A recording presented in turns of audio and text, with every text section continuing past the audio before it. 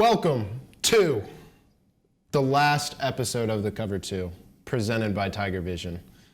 Grayson, well, this is Grayson, man, but if we're 73 episodes in, so you probably know that by now. I'm Patrick Neal, but Grayson, it's been a long, very, very fun ride.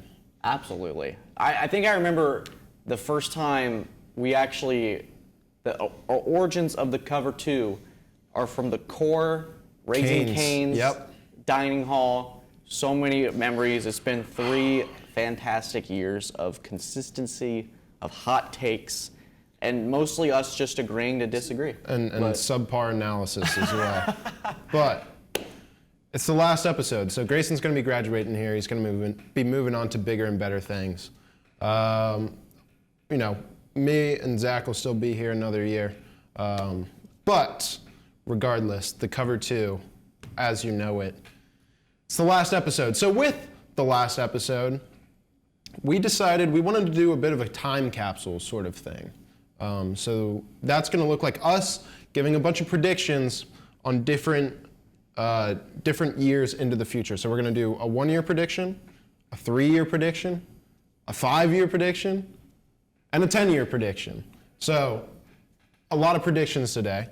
Hopefully we get them all totally correct. That's what we plan to do. And that's what we do here. But you'll be able to look back on this. We'll be able to look back on this in 1, 3, 5, 10 years and see if we were correct. So something might be kind of cool. So Grayson, we haven't looked at each other's takes. We don't know what we're going to say. That's right. We could end up with the same exact ones. That would be really funny. It'd be really funny.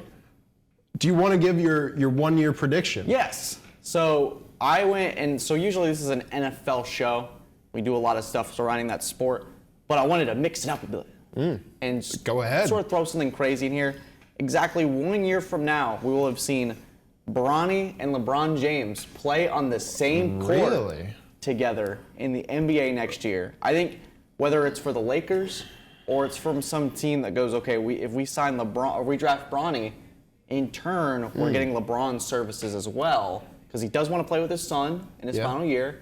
So my thinking is that the father and son team up and we're going to get to see that on the court.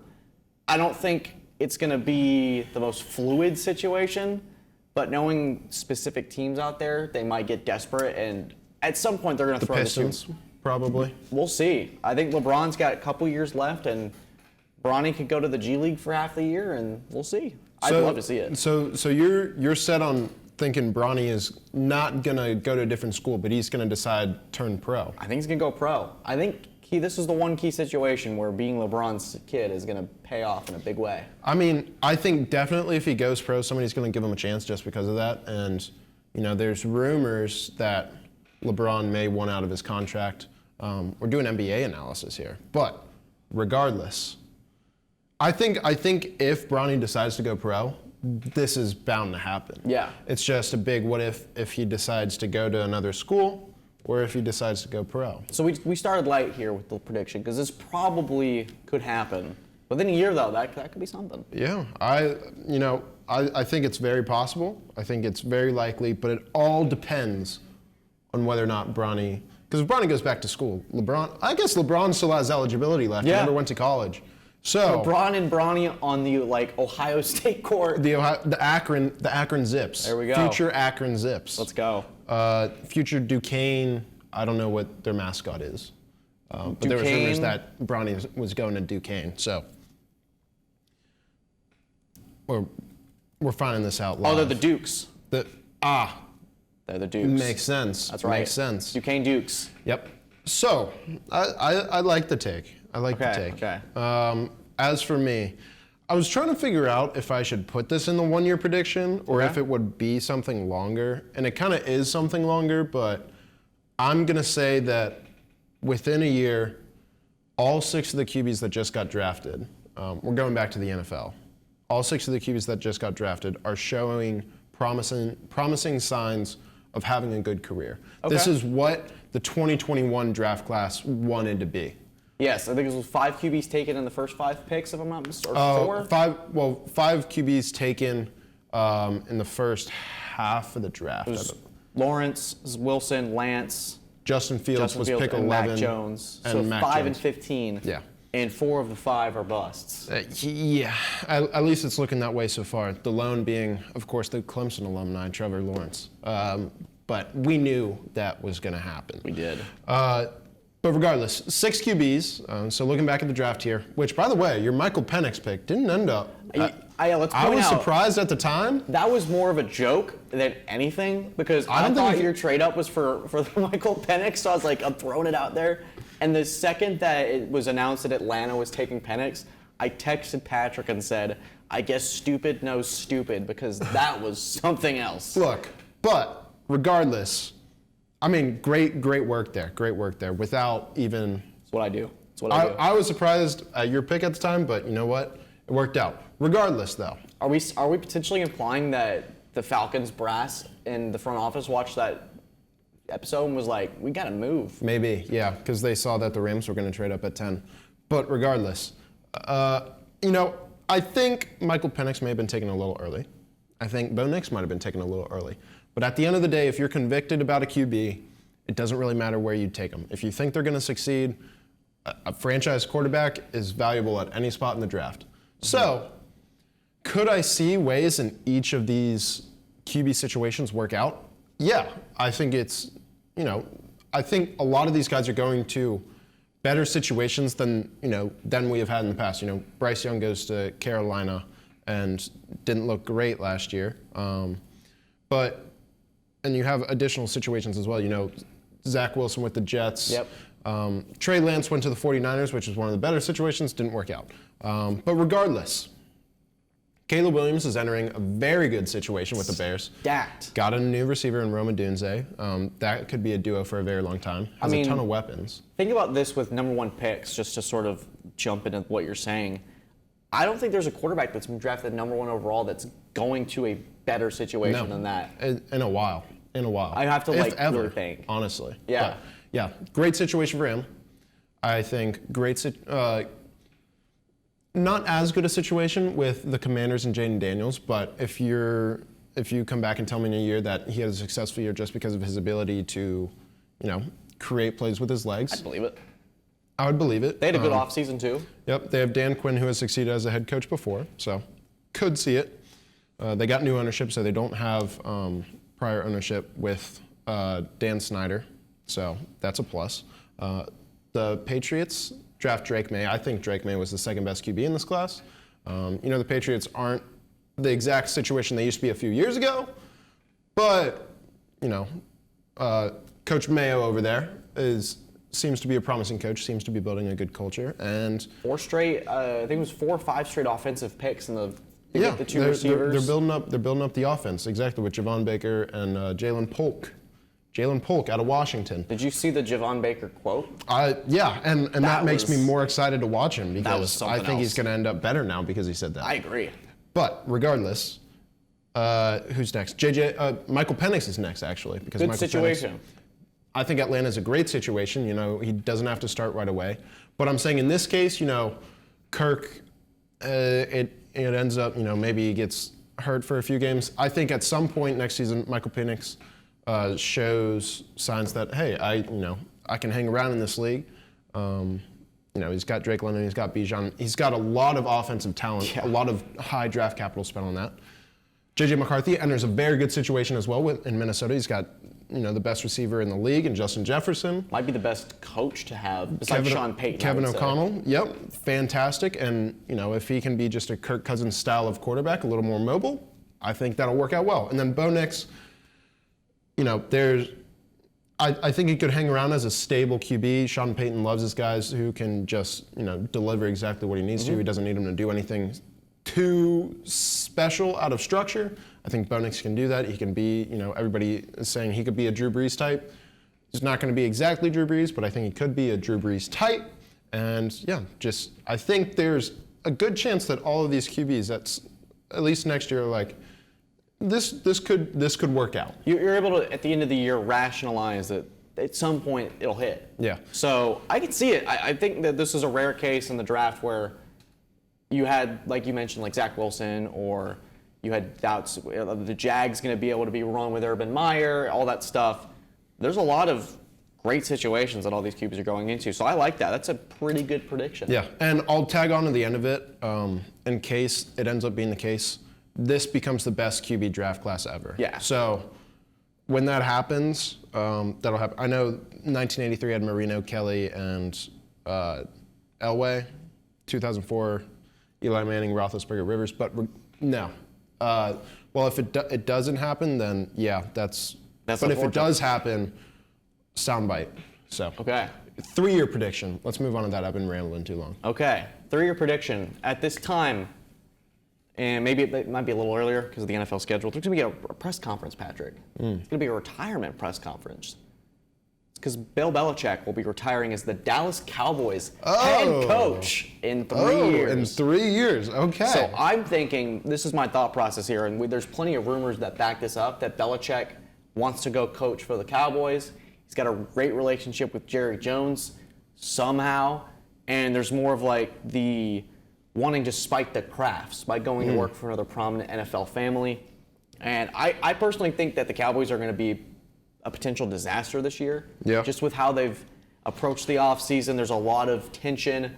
Prescott may be a big contention with how much he's going to get paid or not. They move on from McCarthy and they bring in another big name. And I could just see the Belichick experience in Dallas being a fascinating 2 years before Belichick gets the heck out of there. Calls it quits. Was this in Jerry Jones's plan that he wrote down in his notepad? It could be. It could be in the stars. It was a whole bunch of scribble, but could be this. I like this take. This is interesting because I could totally see Bill Belichick, waiting, like sitting a year, doing TV, doing the Pat McAfee show like he did the other day for the draft. This wants to get back into coaching. Dallas Cowboys have a bad year. They fire Mike McCarthy. Oh, hey, Bill Belichick, the greatest coach in the history of the NFL, potentially, is available. Let's go get him. And he gets there, and it's a little underwhelming. And then he's like, all right, I actually do need to call it quits. Does the Tom Brady, basically. Pretty much. Just did more underwhelming fashion, which would be, I think it'd be good TV for 2 years. I think it would be good TV. Bill Belichick and Jerry Jones together. I would very much enjoy that.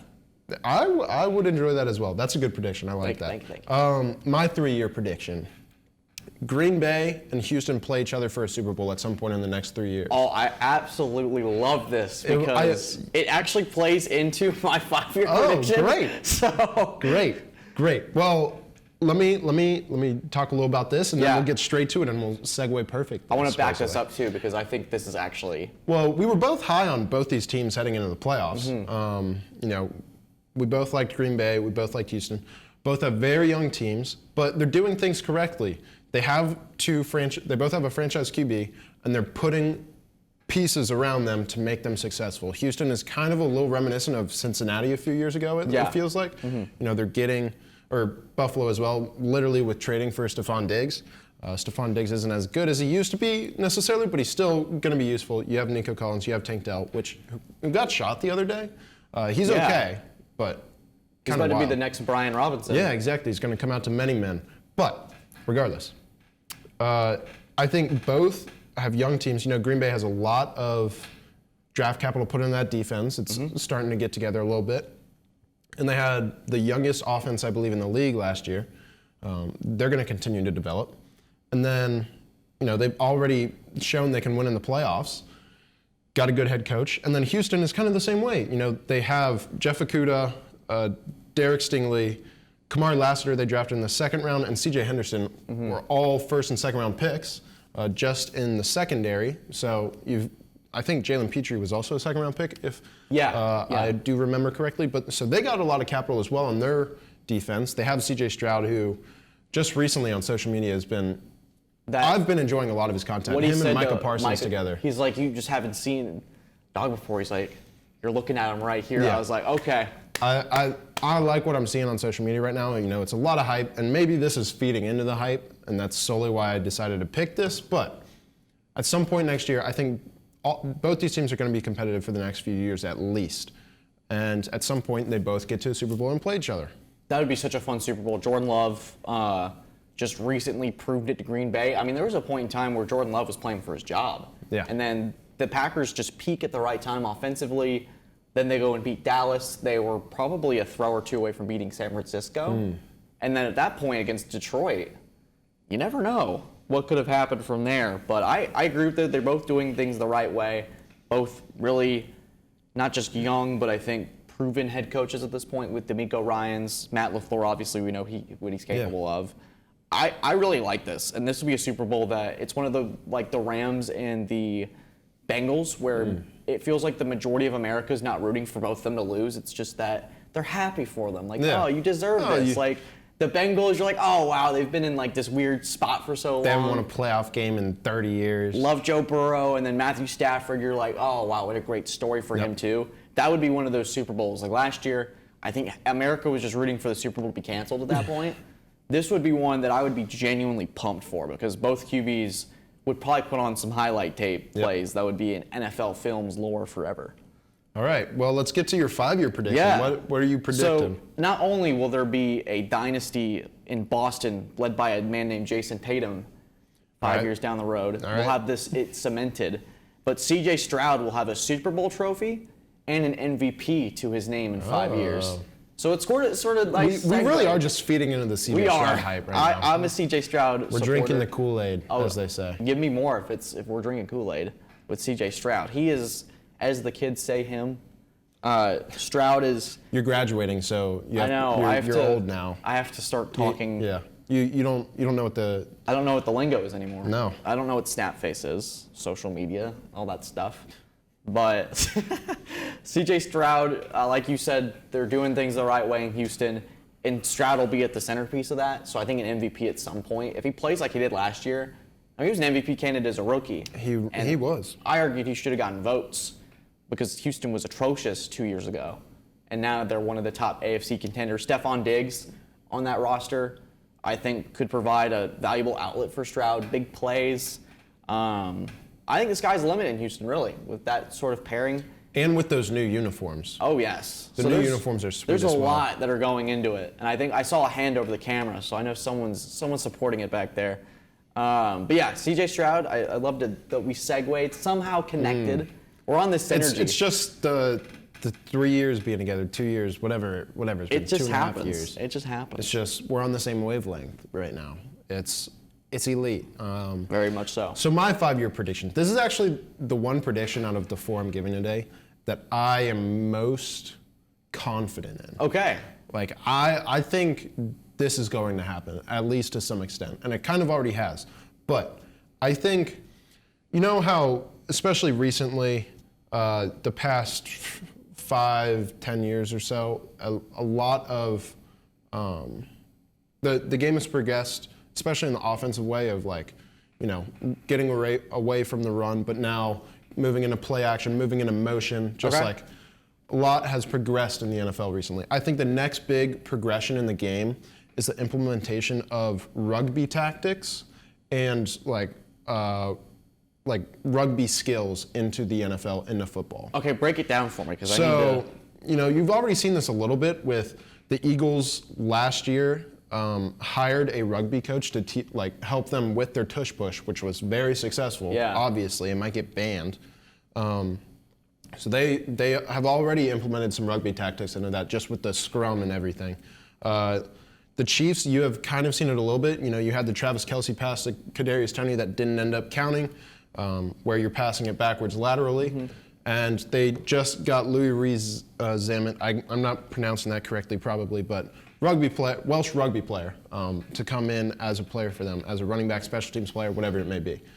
But I think the NFL is going to realize, hey, if we can get players that are super versatile, and they already do this a little bit. You see San Francisco do that all the time with their skill position group. But in general, if you can get players that are versatile enough to, you know, be able to flip a pass back, you know, do a hook and ladder to an extent, but play in a way that mirrors rugby tactics. And yeah, like, you know, I'm running on a slant.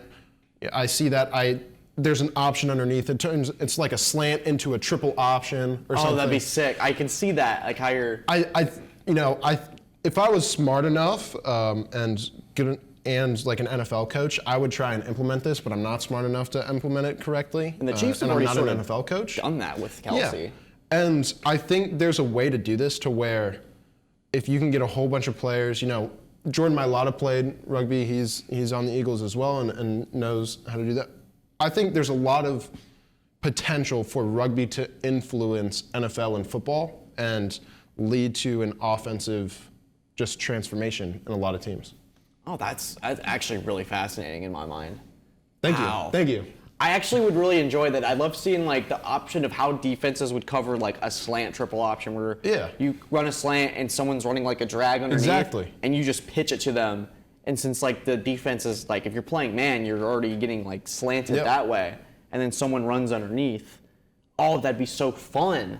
I think it would be really fun as well. I think it would make the game more high scoring too. If you can get like versatile linemen that could even be run options potentially, you just get all the very big Samoans that play rugby, get on to play guard.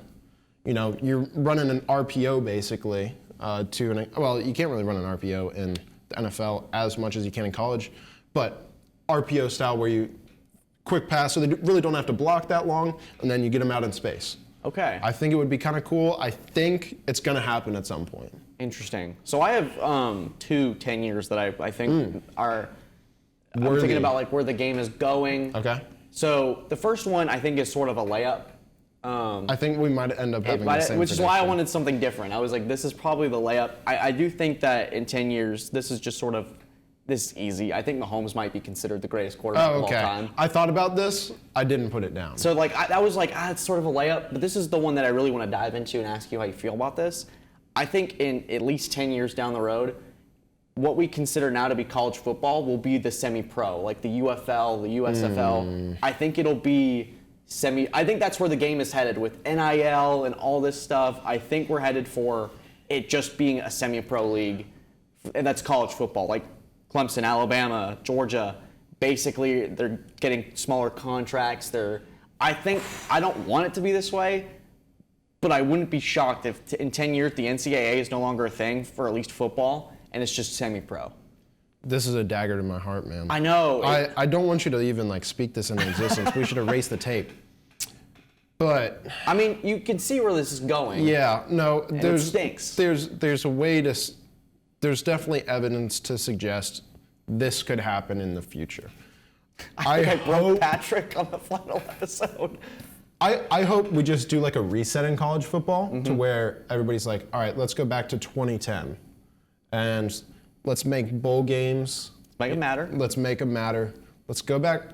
I mean, heck, let's go back to the BCS. Let's get rid of the playoffs expanding to 14.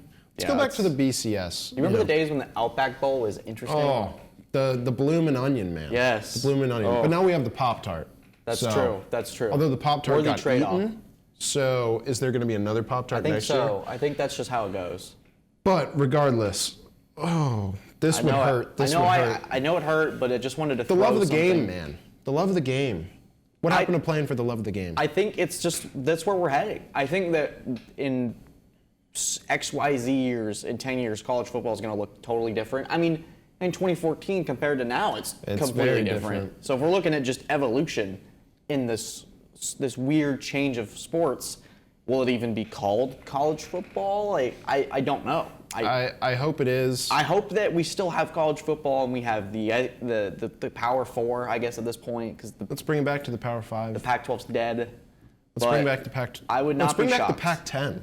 Let's do it. I would not be shocked if in 10 years the NCAA and college football is just semi-pro. That would hurt so badly. If I had the opportunity to, get on a microphone and speak to everybody in the world, that might be what it is. Like, let's bring college football back to how it used to be. I'd go back in time and I'd take Notre Dame out of the 2012 BCS National Championship game because I think that's part of what started it, and put Georgia in there. So it's like 2 best teams, and then we're not thinking about it. Like I go and put in a little bit of different data in the BCS computer model, and then we don't have to worry about this ever again. All right. Well, I said before this, when all of these are correct, come back to this, but I really hope that is not the case. I hope you go 3 for 4. I hope I do too. I hope I do too. Sometimes someone's got to be the villain. Yeah, man, that hurt. Well, that's why I let you finish. All right. Well, 10-year prediction. Kyle Shanahan still doesn't have a Super Bowl. Oh. No, that isn't my actual prediction, but I just... That's a shot. Wow. I don't know. I think Kyle Shanahan eventually gets a Super Bowl, regardless. I think for my 10-year prediction, within 10 years, there will be a team in a country besides the U.S. Now, this is something that's been floated a ton. And this kind of ties into my 5-year prediction. But, the Olympics in 2028 are going to have flag football. It's a growing sport worldwide, just with flag football especially, 7-on-7. Mm-hmm.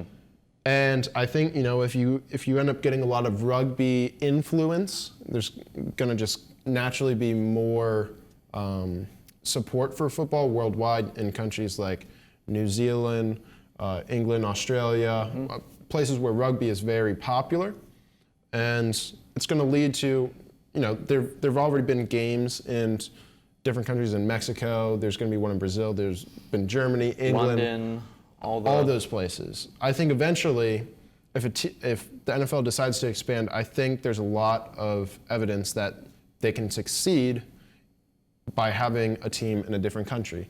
Now, maybe that's Mexico City just because it's closer than, flying to England every week, and whatever team is in England having to constantly fly. But, if a team outside the U.S. comes as an expansion team, there's probably going to be, I would guess maybe 2. Especially if it's in Europe, I think they put 2 teams there. Yeah, I think Mexico City and London are probably the 2. Because the travel part's going to be tricky. Yeah. But you could figure out a way for teams that are flying to London. I think you would have to play both teams back-to-back weeks and just stay over there. And then you get a bye week or something. Yeah, and if it becomes a 2 bye-week schedule with Roger Goodell potentially winning an 18th game, I think that becomes more likely as well, just having an ability, to have another bye, to have another week to travel. But I think the NFL is going to expand within the next 10 years, get more teams. 32 is a great number right now, great in terms of symmetry and 2 divisions of 16, 3 divisions in that of, or 4 divisions within that of 4, just great symmetry. But it's like the AFC East, but then the one team's in London. Yeah, exactly. I think there's an opportunity to grow the game worldwide, and that's definitely what they're trying to do now. I think it's just going to increase in the next 10 years. Yeah, I mean, there's obviously, when you have the London games or the games in Germany this year, it was the Colts and the Patriots, 2 boring offenses. Colts were 3-5, Patriots were terrible, and there was a sold-out stadium, a lot of support for football in Europe. Mexico City would be fascinating on that thing. I think if there's going to be a team in Mexico City or in London, I think it might be one of the current teams. Depending you on think they move? I think a team like Jacksonville, someone in a smaller market may decide to jump the gun. I could see that happening, but I wouldn't also be shocked if we have the London, I don't know, the London Redcoats or something. That would be, nobody would love them. Nobody would, but that's the first name I could come up with. London, That's the second. Yeah. But that's, I like it. I think you go 4 for 4. I hope so. But also, if a team does move into Europe, you got to keep the European fan atmosphere. Mm-hmm. Keep it like a soccer game, where they have the scarves. Because you see, when they have games in London or Mexico, or especially in Europe nowadays, everybody's wearing different jerseys. It's super, super cool. They all end up singing, Sweet Caroline or Country Roads at some point. So I think you have to try and preserve that atmosphere because that's going to make it special. And that's what is going to stick. So, yeah. Hopefully I go 4 for 4. Hopefully you go 3 for 4. I think if we go 7 of 8, that's pretty good. Yeah, so if that's the case, we better in 10 years have the cover 2 reunion. Yeah, we better be running the NFL or something. I would think that we're also going to be tested for superpowers for the mind. Yeah. The IQ. We are, what's the word? Mystic. That's right. We can see the future. But that's all the predictions we have, unless you have any additional ones. Prediction: you will subscribe to Tigervision when this is over. Prediction: this gets 1 million views because everybody is so sad about the cover 2 ending. No, but in actuality, it's been great, man. It's been fun. It's been a lot of fun. We want to thank everybody who has, watched even a second of this, decided to tune in for even the smallest amount. Yeah, we just did this a few years ago, decided to do this because we thought it'd be fun, and it's still been fun. But, all good things must come to an end at some point. Right. So we really, really appreciate everybody who has helped us along the way. Really appreciate Zach back there for being there since the start. Heck yeah. Connor as well. The trio. Connor as well. Oh, Connor ended up showing up. Oh, there sweet. we go. No, yeah, they've put in a ton of hard work, and it does not go unnoticed. They've put in more hard work than either of us have by far. And so we really appreciate it. Even going back to the first episode, we were on like a piece of plywood sitting in a green screen, and now we have like this, like it's very the advanced looking production, at least for college students. So it's really, really cool to have gotten to experience that. Yeah, absolutely. I mean, the origination of the show was the piece of plywood, the ringy-dingy computer talking about college football. I have that now, unfortunately, because I stepped on my laptop the other day. Oh, jeez. But I think I went back and looked at our first episode. We were talking about Michigan being on upset alert to like Nebraska. I was like, oh gosh. That would have been who's Adrian Martinez probably. Yeah. He was probably still kicking around. But yeah, I got to go back and watch that and look at it side by side. But any last thoughts or words, Grayson? It's been a pleasure, partner. Yeah. It's been a pleasure. It has been a pleasure. Well, with that, we're going to be signing off here, so we want to thank you again. Do follow, like, and subscribe, all of that to Tigervision. They really appreciate it. We will really appreciate it. And with that, we'll see you at some point. Have a good one.